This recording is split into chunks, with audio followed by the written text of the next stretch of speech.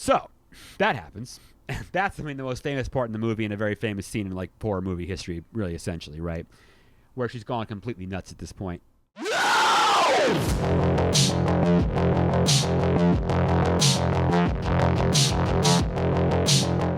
Hello, all you cockadoodies out there, and welcome back to another great episode of the Scary Movie Project, the podcast where we talk about scary movies. Regrettably, I am your host once again, Matt, so you're stuck with me again. And this is the show also where, of course, we're all your number one fans. After a famous author is rescued from a car crash by a fan of his novels, he comes to realize that the care he is receiving is only the beginning of a nightmare of captivity and abuse. 1990, Misery. And, as the old saying goes, misery loves company. So I wouldn't want to talk about this show by myself. Sara Alpin's on the show, and if you guys don't know her by now, I don't know what your problem is, but she's an author, podcaster. She will coordinate your wedding for you. She'll walk your dog. She'll, I don't know, probably do a bunch of other stuff. What else do you do, Sara? What else? Cartwheels. All right. Excellent. I love that. Thank you for coming on. Are you excited to talk about Misery? I am so excited to talk about this show. I have some great trivia for you, too. We know you do. This will be a great drinking game for all those out there. Every time I say it, Misery, you have to take a shot or something. All right, so we've done many Stephen King on this show, right? We Pet Sematary. No, that's not. The sequel isn't. The Shining. We've done a lot. He's the man, right? I've read almost everything. It's exciting to talk about him. This book and this movie are both really, really good. We'll talk about the book too, but we're here to talk movie. Here to talk Misery, damn it. All right, so James Caan. He is finishing up his book, right? He's a writer. He's out in, where is he? Colorado, I guess. This is interesting because this is one of the few stories of King that doesn't take place in New England or Maine somewhere, right? It's yeah. Yeah. Mm-hmm. And it was fun. Where is the Overlook Hotel, like the real hotel? Which one do you mean by the real one? The one where you tried to podcast from? Okay, so that's the Timberline Lodge in Oregon. Okay. Right? So what were we going to say about that? But isn't there one in Colorado? Isn't like part of that in Colorado? So that was what I was trying to get at. So you can go to the Stanley Hotel. The Stanley Hotel is in Estes Park, Colorado. That's where Stephen King stayed and got the idea to write the book, right? So yeah, that's the original inspiration. The Timberline Lodge are the exterior shots in the film. And then, so yeah, there's multiple kind of hotel things going. And the Overlook is, of course, a fictitious hotel. But that being said, we're in Colorado again, and he's at this spot, getaway, hideaway, I don't know what it was, and he's writing his book, whatever, and he throws a snowball at the tree and says, I still got it, and he hops in his 65 Mustang, okay, and he starts to drive away down a snow-covered road. So right now we have to stop because 65 Mustangs and rain, quite frankly, don't mix, okay? I used to have a 1990 RX-7, and it had a rear-wheel drive. That thing would spin out of control. I once went to a drive-through that had a slight incline, and it spun on a thing, so that just gives you an idea. That car, I mean, why he would even drive to somewhere with snow is maybe one of the dumbest things you could possibly do, right? Literally. Yeah. Like, I had a 67 MG and an MGB and an MGB GT. And those things, like, that is the only reason that I know how to drive in weather as a Marylander, because Marylanders famously cannot drive. You guys are ranked on the list usually around number one every year, I think, in those lists. Yeah. On the worst. Yeah, on the worst. Yes. Yeah. It's because you in Hawaii, I think, are like the worst. Yeah. Yeah, that would not surprise me at all. Yeah. Matt, you can attest. I was real time watching this, texting Matt, like, what the hell is he doing driving this car in the snow? Hell is the nice, clean word of what I actually said. Yeah, in my Mazda, that rear-wheel drive I once spun around at a stoplight in the rain. It was flat surface. It was ridiculous. It was like the summertime. Those rear-wheel drive cars, sports cars, it's all engine. You're not, yeah. So the fact is, what happens to him is, quite frankly, his own doing, okay? He spins out of control, and he completely wrecks and goes over a side of a road and into a ditch, and he is in bad shape. Flips the car. Oh, totally. Next thing you know, somebody shows up and just yanks him, like drags him out of the car, gives him CPR, and like throws him over his shoulder and like wanders out of like the Sasquatch or something. I don't know, man. Which is wild. Yeah, it is. And come to find out who this person is. So he wakes up, right? And before this also, he had a moment where he's with his agent also, like a flashback scene. And Lauren Bacall, right? Talking with his agent about how he writes these books called this character Misery Chastain, and they're like these steamy romance novels you used to read, like Fabio and crap like that, right? They're like soap opera books, and he's written like, I don't know, 5, 6 of them, and they're huge bestsellers. He's very famous, and he's saying how he doesn't want to do these anymore. He wants to try something new, and so then we flash back to this, and he wakes up and he sits up and he hears this all blurry, this woman, and you see Kathy Bates, and she's, I'm your #1 fan. And he comes to and realized she saved his life. She like went into the car and yanked this dude out and carried him, I don't know, back to wherever. She must live nearby. And she explains to him, and we see what happened to him. And he is beat the F up. I mean, he is literally lucky to be alive. His shoulder. Compound fractures. Both legs. 2 compound fractures, which are like the worst in the world. He has 2 of them. His legs look like they went through like a house fell on him or something. His arm is broken, his shoulder, and she's talking about how that shoulder was pretty dislocated, but I went and popped it right back in. She said I had to work it for a while or something. And then you kind of get an instant like a feeling of right away from her that she's an interesting person. He is so messed up, and he is lucky to seriously be alive. And she's like, the storm is really bad out here, and I live remotely out here, and once everything clears up, we can get you to a hospital. I'm a nurse. And so like, okay, these things are cool. Like this guy's, not so bad. And she talks about how she's this huge fan of his, and she loves the Misery books, and she's kind of like country, kooky, kind of silly in a way, but whatever, seems harmless. And like a couple days go by, and she gives him she has like medication for him. She has like a whole deal like set up at her house, and it's kind of like, why would it's weird this woman has all these things, but whatever.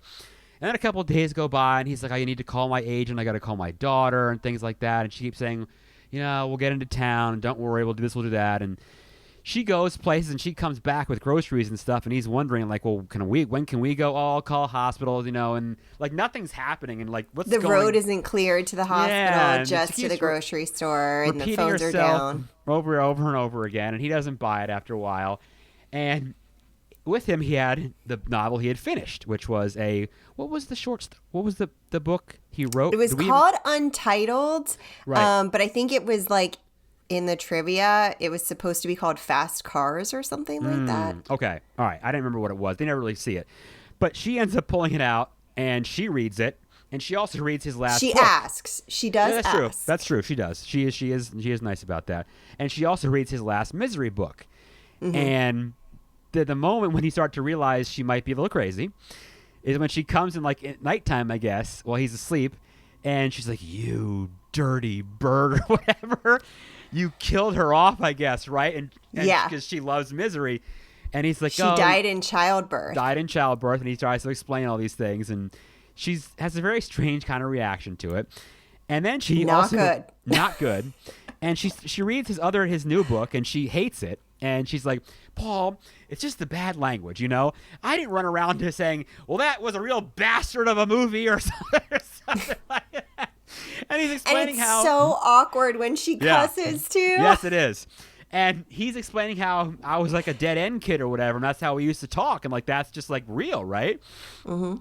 This little thing starts to pile up, and she's just, like... She's really silly, and she says these funny words sometimes, and... you just start to get the feeling like this woman is not really all there together, maybe. And he starts to not understand why can't we get out of here? What's going on? The roads are clear. Oh, you'll start to get better soon. And she then eventually tells him that she goes into town one day, right, I guess? Meanwhile, people kind of start looking for him. And the police chief in this little, one stoplight town, I don't even think it has a stoplight, honestly. His agent calls into that Stone Creek or Canyon Creek or wherever, and it's like, hey, this is kind of weird, but my client is in the area. We don't know where he is, what's going on. And he, he's this, kind of country bumpkin, but you realize he's a lot smarter than he looks. Oh, yeah. And the dynamic with arguing with his wife, they've been married. I love his wife. Yeah, they're both like 75 or 80. They've probably been married for They're the 55 best. years, right? And all they do is bicker, and, oh, you old son of a gun, and you so-and-so, and whatever. And you're just like, okay, it's kind of funny, right? That's a good, like, dynamic.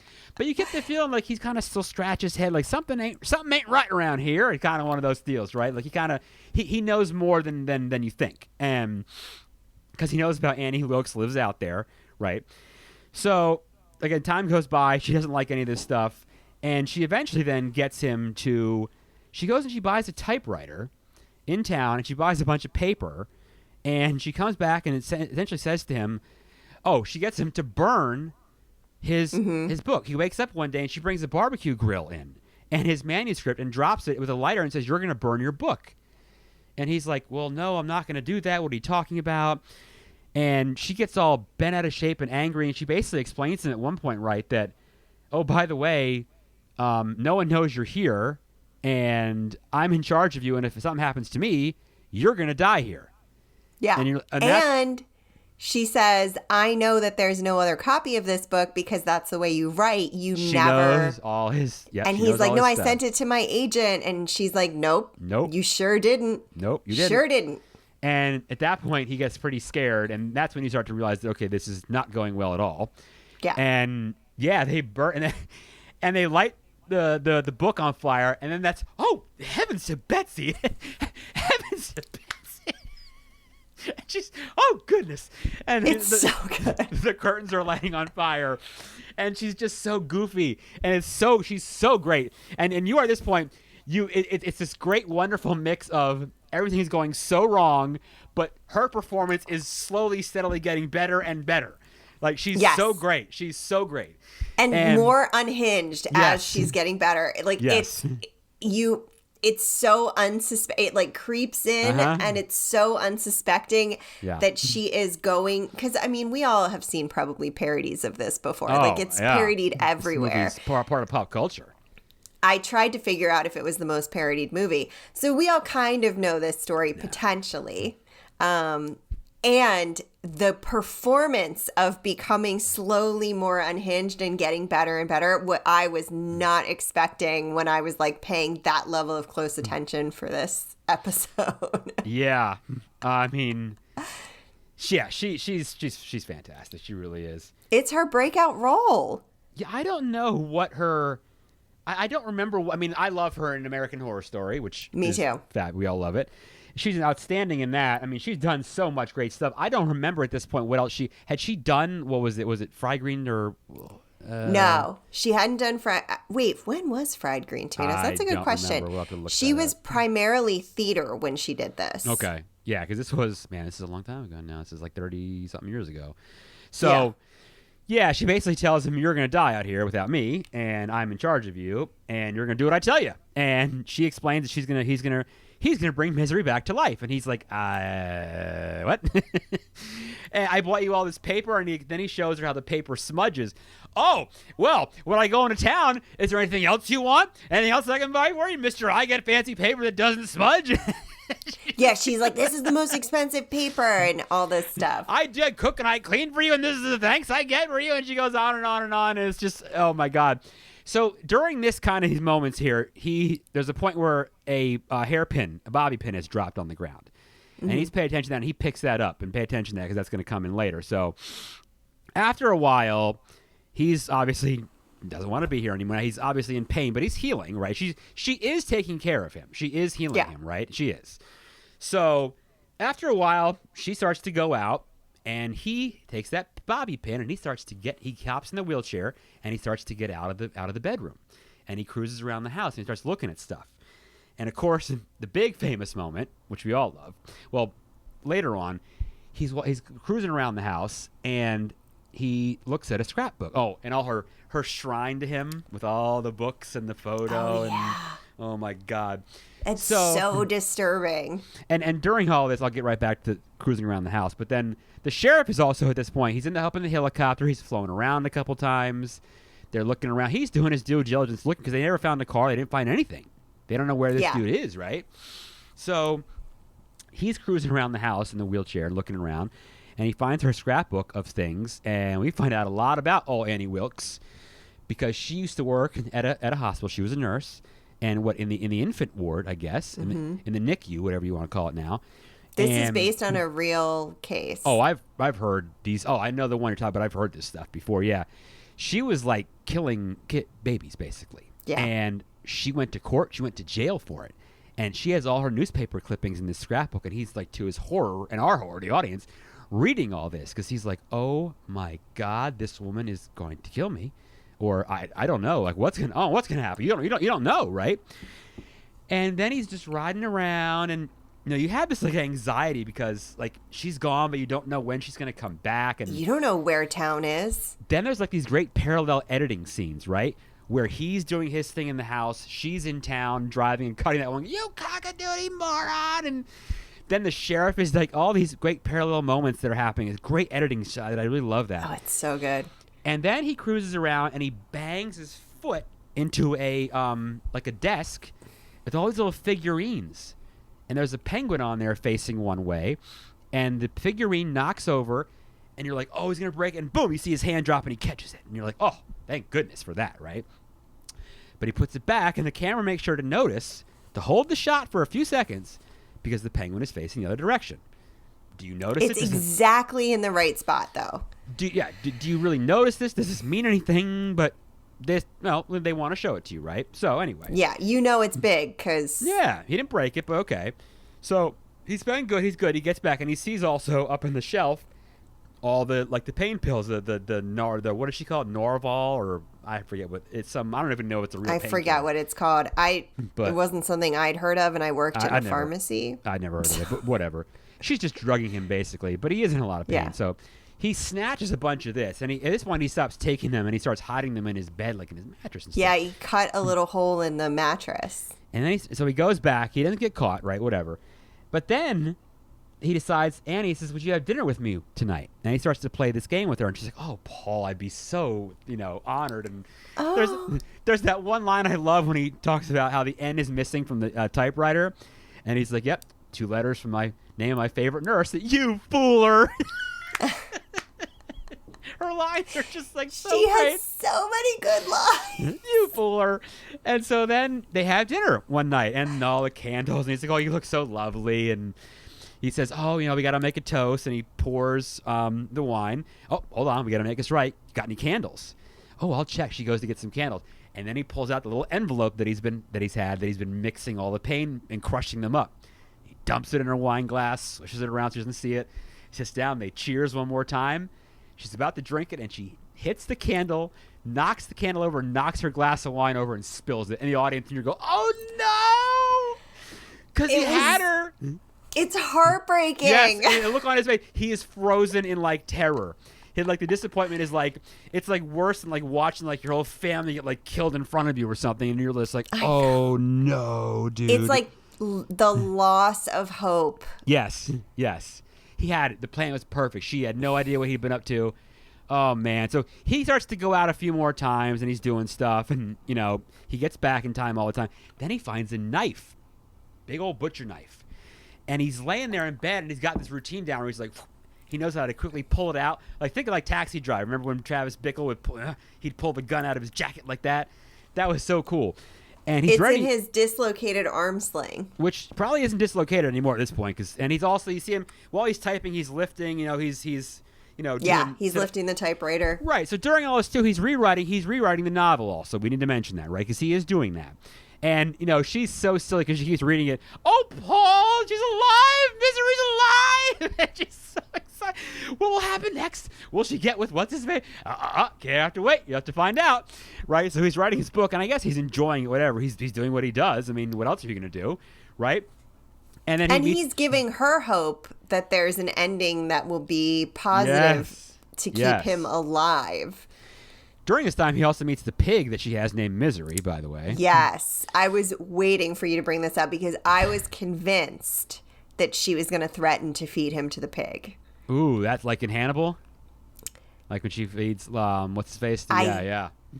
I believe that I read in my trivia hunt that in the book, there's something involving that they had like either he does feed her to the pig or she does threaten to feed him to the pig, or that had been the plan. But yeah, pigs will eat a lot of evidence. Well, I've also heard that if you die like in your house, and it's just you, like your cat or your dog will eventually eat you too. Was what I've heard. So I don't know if that's true. But they're animals, so yeah like they're not going to starve to death. I think that's how I want to go. I've decided now. Anyway, but that's for another day. So I haven't thought that far. So hey, you got to think of these things, right? The end is near, as they say in the More Human Than Human White Zombie video. But back to our friends in Colorado. So, yeah, he's writing the book. He meets the pig. It's very silly. Like, she's watching TV, watching Love Connection one night. She's just like a weirdo, whatever. But anyway, eventually, he has the knife and he hides it under the mattress and everything. And so one night, she comes in and she basically shoots him and gives him a tranquilizer. She is caught on to the fact that he has been out and about. He wakes up, and he's all kind of out of it, and the audience doesn't know what's going on. And she tells him, Paul, I see you've been out. And the camera has this great pullback to reveal she's tied him to the bed at this point. And, okay, now, at this point, who knows what's going to happen. And, I know you've been out. And what are we talking about? I'm fine. And she says, the penguin in my study always faces due south. And that's when you go, oh, my God, this woman is so crazy. She knows the orientation of her figurines. And when he dropped it, you saw him, he put it the wrong way. He put it back the wrong way. She knows literally where everything literally everything in her house is. That is insane. So, and she knows coordinates and, where the poles are. And yeah, she's a special person. And so she's going to make sure that doesn't happen again. And she says, Paul, you ever heard of the Kimberly Diamond Mines? And you're like, what is happening here? I have no idea what's going on. And she puts a block of wood between his legs. And at this point something awful is about to happen. And he sits there and he starts to sweat it out. And he says, whatever you're thinking of doing, please don't do it. They were miners that, tried to escape. Well, they didn't want to kill them. Just that would be like junking a Mercedes that had a bad spring. But they had to keep them working. So their operation was called hobbling. So then you see her pick up a sledgehammer like this. And it's just like, oh my God, what is about to happen? And if you've seen it, you know the rest. And she tells him it's just going to take, it'll only hurt for a second. And she swings that sledgehammer and she hits the side of his ankle. And the prop they made, which there was like a Jell-O mold, I think it was a fake foot with a Jell-O mold jelly in it. You literally, the camera does not pull away. That foot goes completely sideways.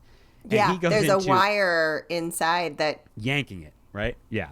He goes into obviously just beyond intense pain, of course. She's not done.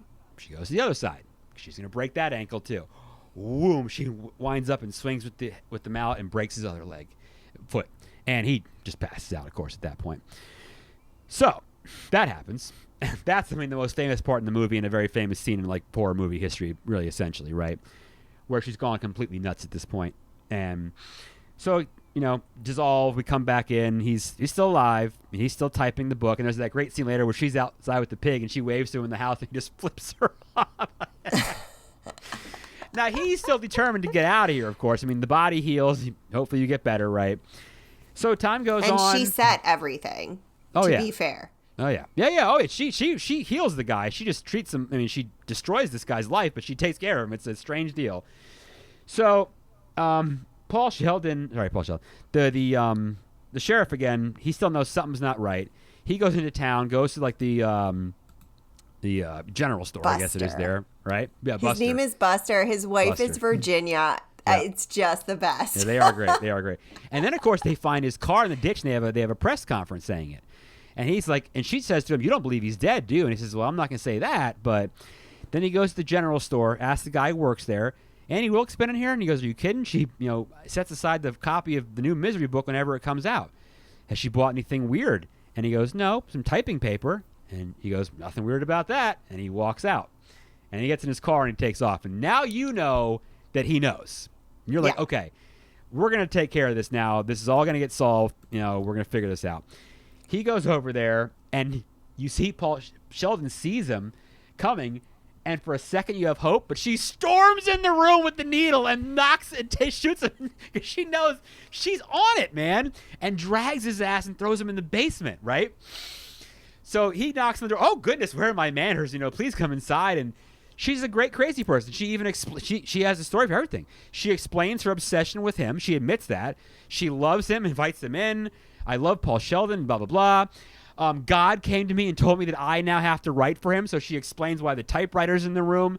She's got a story for everything. She's got her story. She's got them. Now, are they believable? I don't know, right? He doesn't believe her. I mean, but she's crazy, so in a way, yeah. He walks in and just starts, looking around, basically, essentially saying, where is this guy, without saying it. And, how about a hot cocoa, and da-da-da-da-da, and he finally doesn't see anything, obviously, and he says, well, I'm gonna take off now. Oh, yeah, no, of course. Come on by anytime you want. And you see Paul starts to wake up, and the grill is downstairs in the basement, and he gets up and he knocks it over. Now, this is after Buster has left, and he hears it, and he stops, and he comes back in, and he opens the door, and he walks in, he lets himself in. Hey, Miss Wilkes, are you okay? Are you okay? I'm down here, and you hear him yelling.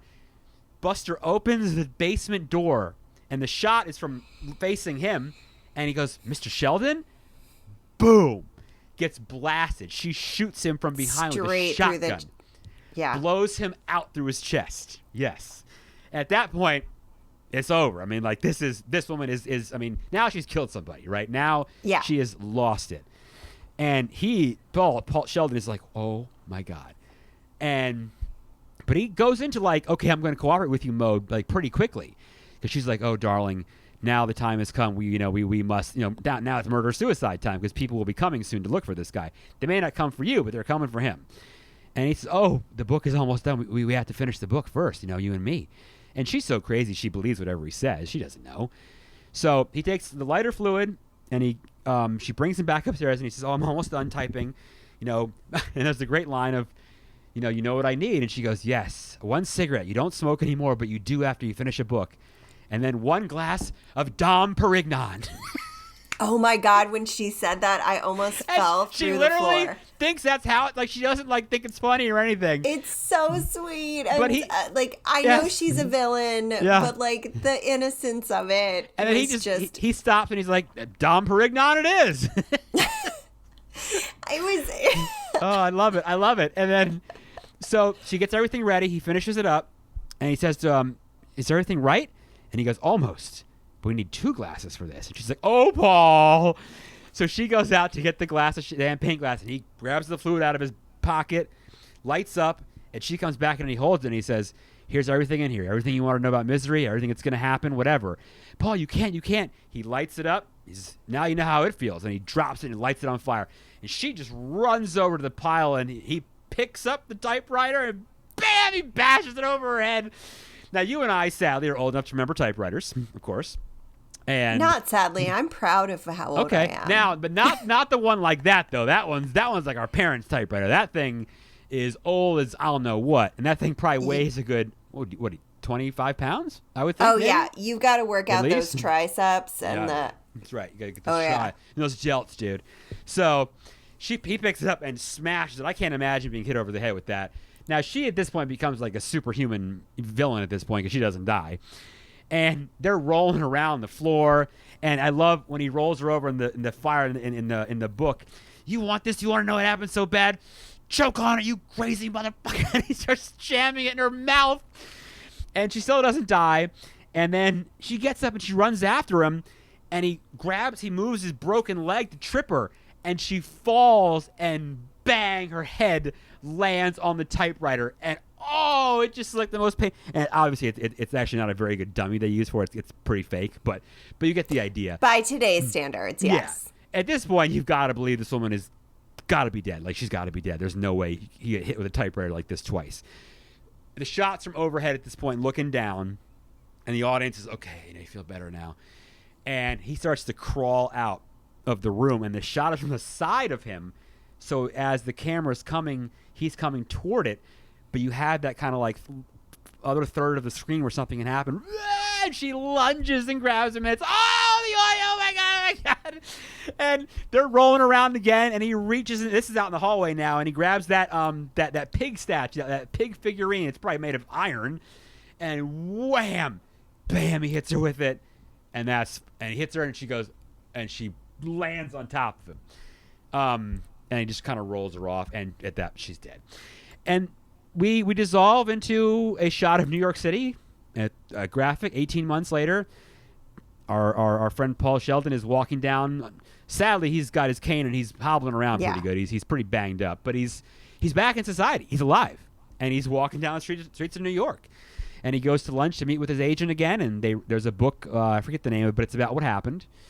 And she's like, hey, how about a nonfiction book about what happened there? And he's like, oh, you want me to drum up the worst moment of my life for some money? And they discuss it for a minute, and then the woman, he starts talking about about Annie, and he's like, I know she's gone, but... And then there's this woman, one of the waitresses, starts walking by, and it is Kathy Bates for a second as he sees her, but then it's just some woman. And she says to him, I'm sorry to bother you. Are you Paul Sheldon? Well, yes, I am. I'm such a huge fan. Oh, well, that's so sweet of you. And the movie ends. And so I wanted to know, though, how, movie-wise, and okay, now I read the book. I don't remember everything, but we'll talk about that. I want to know how he got out of the house. That's the part. Oh, we forgot about earlier when the first time he gets out and he goes to find the phone and he picks up the phone and he dials it. Nothing happens. And he picks it up. It's a prop. It's not a real phone. It's fake. Yeah. And he goes, crazy bitch. It's a fake phone. She didn't have a phone. Yes.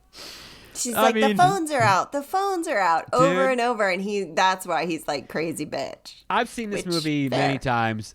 I really love it. I really do. I think Stephen King is one of his favorite adaptations of his books. I think he loves it too. He's mentioned that, I think.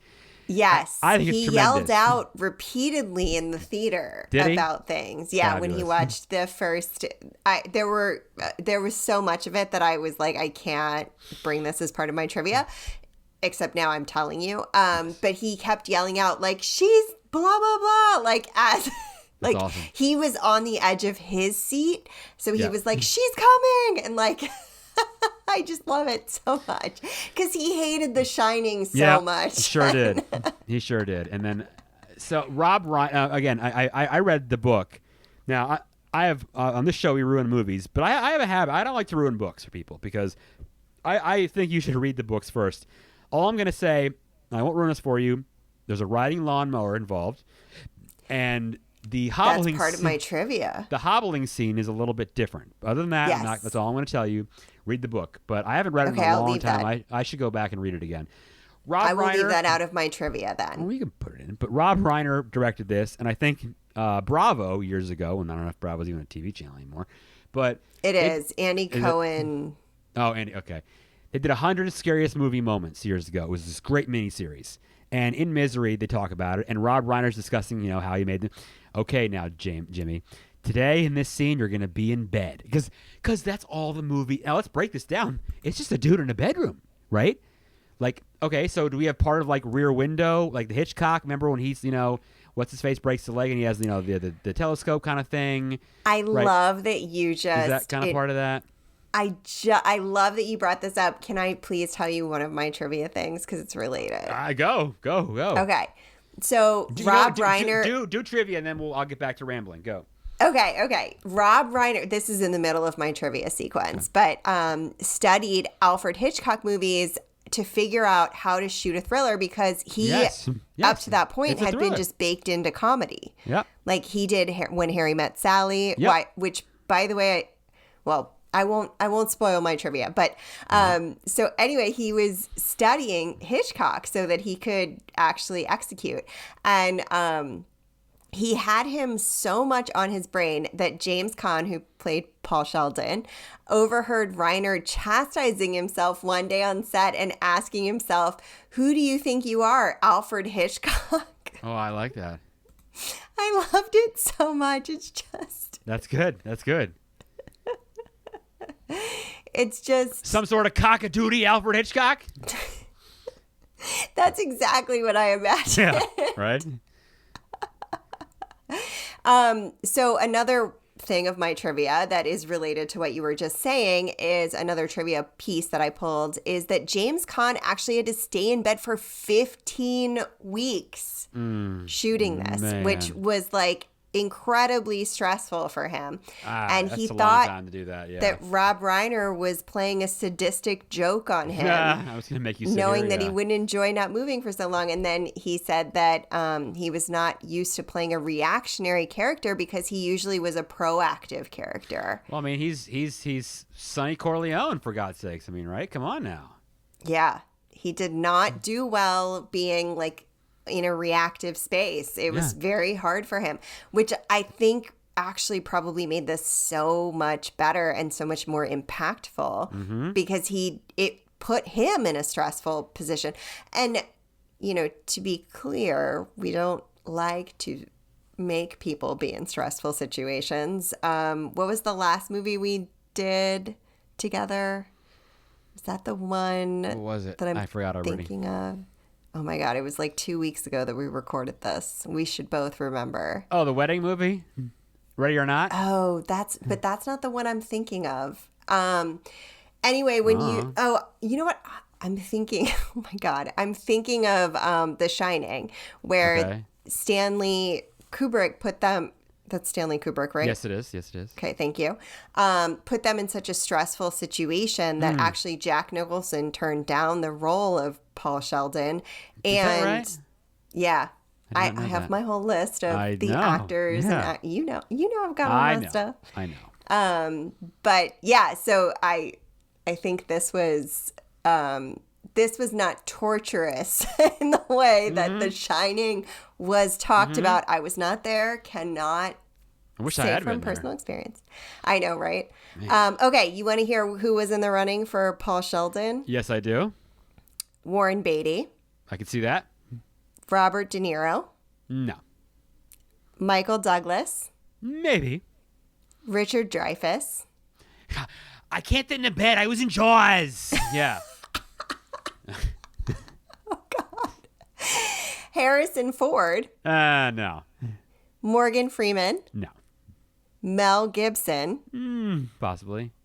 Gene Hackman, I could see that. Dustin Hoffman, I could see that. William Hurt was attached and then detached Okay. and then came back in as a potential again. Interesting. So twice. Kevin Kline, Okay, I could see that. Al Pacino, No. Robert Redford, No. Denzel Washington, No. Bruce Willis. No. I think there's only a few on there that I think I would go with, but Warren Beatty said that he doesn't. That's the one I could feel like I could see. He said he would never have allowed himself to be treated that way. So That was right relate after to the Dick character. Tracy, wasn't it? Then probably It was. Yeah, I loved that movie when I was a kid. I gotta watch that again. Madonna It's was so in that, right? good. It was. Madonna in Yes, that? she was. Yeah, Dick Tracy. That was. Yeah. All right. You know what though? You talk about. I don't want to steal your trivia thunder, but I'll just interject real quick. I don't want to say this in the wrong way, but dude, I love James Caan because I love The Godfather. This is Kathy Bates' movie. Oh, for sure. Quite frankly, I don't want to say you could put anyone in his role, but there's not a lot of dialogue that he does. I mean, this is Kathy Bates' movie. That's really it is. Yeah. I don't want to shortchange an actor. This is, like I said, it was a hard role to just sit in bed, but yeah. So I don't know if that was monumental to who played that or not. I don't know. That's an interesting question. They did not do well together in the beginning, and I don't know if I actually pulled this into. Oh, I do. Okay. Well, they shouldn't have done well. I mean, you want them to obviously hate each other, but I mean, kind of did. Right. For a short period, they okay, loved each actually. other in the end. James Caan and Kathy Bates clashed over their acting methods. Caan believed that as little rehearsal as possible was best, and Bates, with her theater background, was used to practicing over and over and over again. So when she actually went to Rob Reiner and complained that Caan was not attempting to relate or listen to her, and he told her to use that frustration toward her character. Okay. There you go. Motivation, right? Mm-hmm. I like it. Okay. Well, it clearly worked. Here's the other person who was approached about being Paul Sheldon. Okay. Jack Nicholson was offered the role of Paul I could Sheldon. actually see that. I think I could see that. I mean, I do love him. I could see him pulling that off. He was, it sounds like from what I read, he was afraid that he was going to end up getting like typecast into Stephen King movies. All right. It's also possible that The Shining was very hard on those actors. It was. Yeah. So I don't know if that was part of it. Yeah, okay. It's, also like, I don't know that if Stephen King hated the movie that I was in, I don't know that personally I would be like, I would like to star in another Stephen King movie. That's a good point. It depends. You could go either way, where it's like either you are like, hey, I'm going to make this right and I'm going to do this better and Stephen King's going to be proud of me. Or it could be, he already hated me once. I don't want to put myself through that a second time. Yeah, okay. Depends on who you are. Yeah. I think both those are legitimate arguments, yeah. You want to hear who was up for Annie Wilkes? I mean, I don't think... Actually, yeah, because we obviously know how great she was, but I would like to hear what the other thoughts were, yeah. This, to me, was kind of wild, actually. Bette Midler. What's she going to sing to us the entire time? You are the wind beneath my wings while she's in there or something? She was in some movies. Like, was it like Steel Magnolias? Well, she's a singer. She's a very talented woman, yeah. But I mean, what I'm saying, is it going to be like a Broadway show while she's there? No, that's... Yeah. I think her accent would be way too... She would have had to kill that accent, too. And I don't... Or they would have had to change the location, which... Where'd they shoot this? Nevada, I think? I heard it wasn't in Colorado, was it? I don't know. That's not part of my trivia. But she turned it down because it was too violent. No, it's not PG. That's for sure. She was furious with herself later. Could you see Bette Midler swinging a sledgehammer and breaking dudes' ankles? I don't know. Honestly, I could, but probably only if it was based in New York. I just can't imagine her in the middle of nowhere. She's just not a country girl. She's a city girl. She has that hardened self inside her. I can't picture it. Okay. I don't know. She didn't do it, so don't have to worry about it, right? Mary Tyler Moore. She could probably pull it off. She's a good actress. She probably could. This one was these two were interesting. Roseanne Barr, and Rosie O'Donnell. Okay, so Roseanne Barr. Roseanne's one of my favorite TV shows of all time. I think I've mentioned that before. Really? Oh, it's one of my favorite shows ever. I love Roseanne. Now, did you ever see She-Devil? The awful movie with her in it? Okay, she's in like it's like a horror it's not even a horror. It's a stupid black comedy that has horror elements. Anyway, she's terrible. It's a terrible movie. But I mean, it's not that far-fetched to see Roseanne playing that role, would it? I don't think so, right? But the thing about it is, Roseanne's character is always just kind of that mean, in-your-face attitude anyway to begin with. The thing with Annie Wilkes she's abrasive. Yeah, she's like that. Annie Wilkes is horrible mental problems. She's insane. Mm-hmm. Where she's 1 minute, also we forgot to mention how the rain scene where she comes in, here's your medicine. And he's like, Annie, are you okay? Oh, when it rains, I get the blues. I mean, these like different, like, I don't want to say character. She's not schizophrenic, not just different personalities, but she's apparently she was diagnosed with bipolar, Munchausen's by proxy. She was, I looked into this because I was just curious. Okay. Not qualified to diagnose anyone. Yeah. Just from what I found on the internet, and also apparently she was molested by her father. So. Yeah, I know, right? Yeah, which is why I'm not claiming that as my. That's right. Yeah, but it would be hard to picture either of them.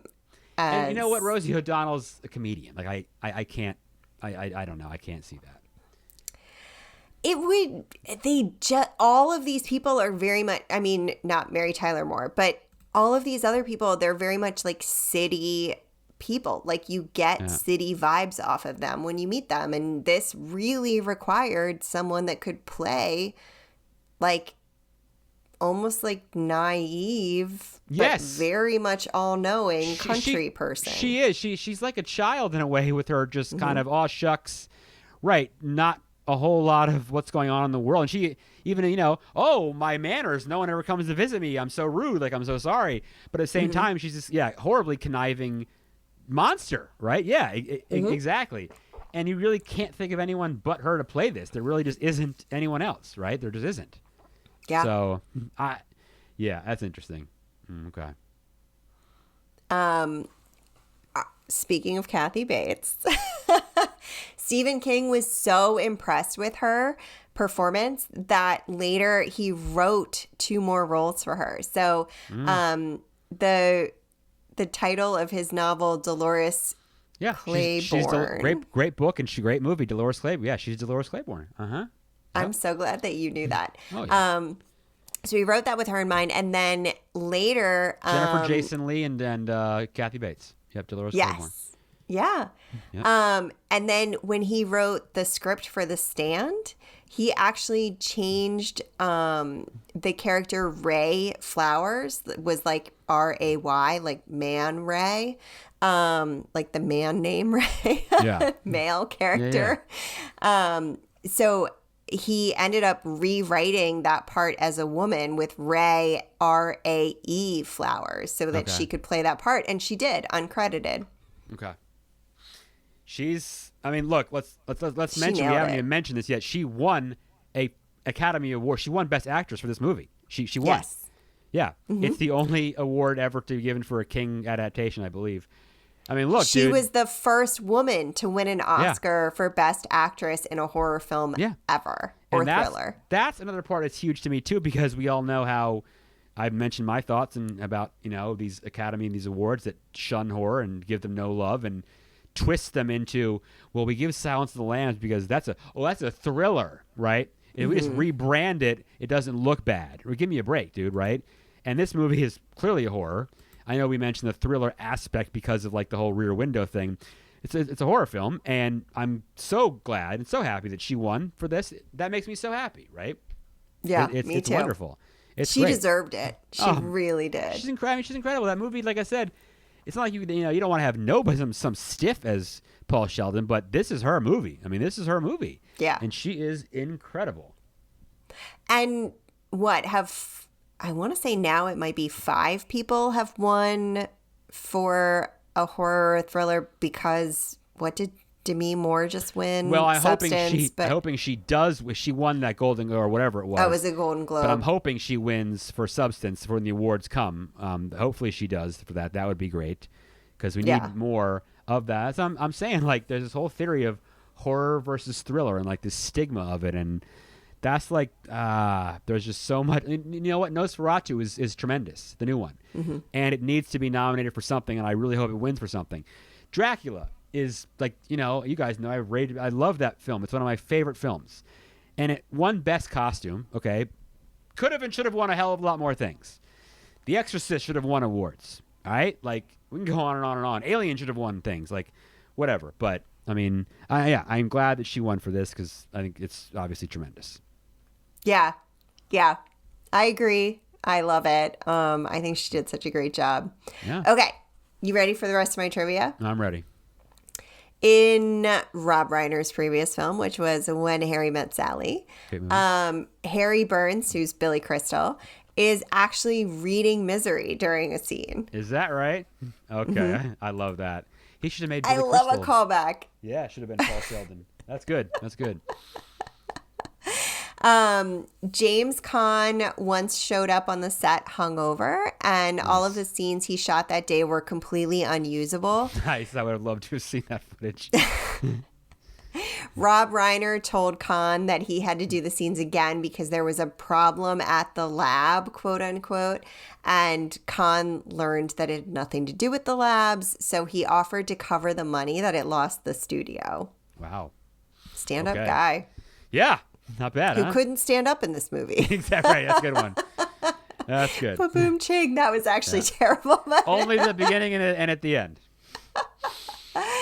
Rob Reiner was questioned before heading into production if this was really the right project for him, as his background was mostly in comedy, which we talked about. Right. And we've talked about this before, but and I think we talked about this when we talked about Ready or Not. Okay. But comedy and horror. Peanut butter and jelly. it's just there's a sense of timing that is required for both. So if you understand the sense of timing, it's just, to me, it's an easy transition. No, I agree. I think that's absolutely correct. Yeah, horror and comedy they're great. I love them together. They're wonderful. Yeah. I mean, we definitely talked about this in Ready or Not. I mean, look, this movie is funny. She's funny. Annie Wilkes and her cockadoodie and all that stuff it's hilarious. Dom Perignon. Yeah, that's funny. Dom Perignon. Yes, it's funny. Oh God, when she said that, I was just and she's completely serious, and he's like, Dom Perignon it is. Yes, of course. And it makes you like love her a little bit. Like you're just, it softens your heart every time she does something like that. And I think that is the psychological thriller part of this. And don't forget, that she keeps softening your heart because you're just like, oh, sweetheart, or oh, honey, or oh, bless your heart. And don't forget when she's excited about Misery, I'm going to put on my Liberace records. Yes! And the Liberace just plays in that. Oh my God. She is a trip. I almost lost my headphones. She's a trip. She's a trip. Annie Wilkes. Annie Wilkes. No one will miss her. Let's just put it that way. So. Okay, so the shot through the bed rails that transitions into a shot through the trees is meant to be a nod that he's basically in jail. Okay, yeah, sure. Yeah. Which, in retrospect, I was like, oh. Think about how this movie, this is, it happens in these, like, 2 rooms, essentially, right? There's some scenes, in town and things like that, but it's all happening, and then, you got to get the lights right, so the mood, is it a sad day? Is he happier now? The sun is out. It's snowing all the time. Like, yeah, it's you got to work with inside those confines. It's really interesting. There's a short story, a famous short story by a woman author. I can't remember it. It's like The Yellow Room or The Yellow Walls. You know what I'm talking? You ever heard of this? I think it's called The Yellow Room, isn't it? Is that it? And this woman is like kind of going crazy. She's like trapped in this room, and I'm butchering this right now. But if anyone out there knows what I'm talking about, I feel like maybe that took from part of this in a way. I don't know, but I don't know. So, I mean, I could see it. I think when I was texting you in real time, I was like, there's so many references and so much to this. Yeah. Like Paramore's Misery Business is a reference to this. Yeah. I'm in the business of misery. Let's take it from the top. Because she literally says, let's take it from the top in this. And I like heard it and I had never thought about it. But it's just so baked into so much of our culture even today. Oh, this movie became became pop culture. There is no question about it. Oh yeah, I think it changed pop culture. Yeah, it's tremendous. I mean, look, that scene when she breaks his ankles is one of the great. Now I always said 2 movies that we've done on this show. Psycho is not, the shower scene is not one of the great horror scenes of all time. It's one of the great film scenes in the history of film, whatever country, history of film, that scene. And Nosferatu, the original we did, Bill and I did, with the shadow of him creeping up the stairs. That is an iconic film shot, right? I don't care what country, what terrifying, medium, whatever, exactly.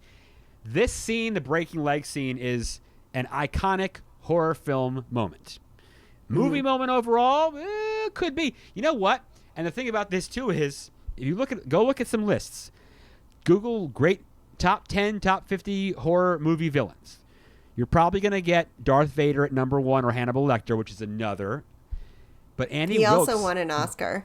Oh, that movie won everything. Yeah, it was great. If you do a list, though, Annie Wilkes is going to be in your top 10, possibly top 5 horror movie villains. Not just horror film, movie villains. Yeah. She's up there with Darth Vader. Yeah. Yeah. So if any thought of it's a stupid horror film, you can get rid of that thought right now. Yeah. So that's the real deal, man. That's it. Cockadoodies. All right, I've got 2 left for you. All right. One is I think you know, one of my favorite things that I like to share with you, but it's not this one. So, after seeing the notorious scene where the character's ankles get broken, James Caan turned to Rob Reiner and said, "You're a sick fuck." Nice. I would have said thank you, and I would have hugged him. I just felt like it was very on brand for the character, because he was talking about how he was, what did he say? I think you said he was like an end of the street kid or something like that. Dead end kid, yeah.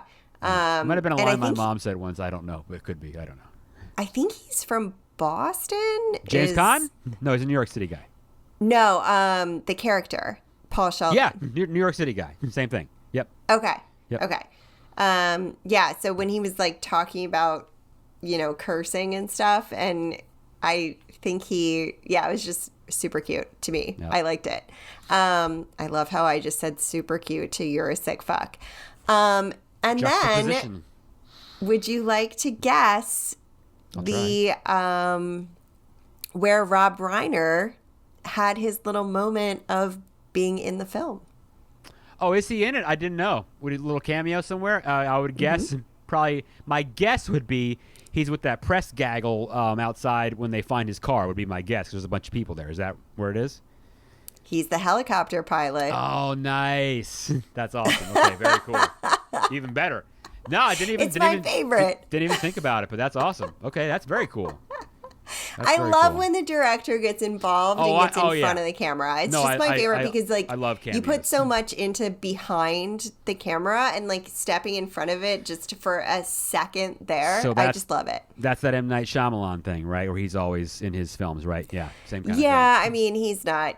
It's not his thing. I don't want to call it his thing. Well, he's the one. When I think of directors in films, he's the first, because he plays a role in every single one of his movies. Yeah, but it's not just we've him. Discussed this. His movies stink. We already discussed that. But he shows up in all of them.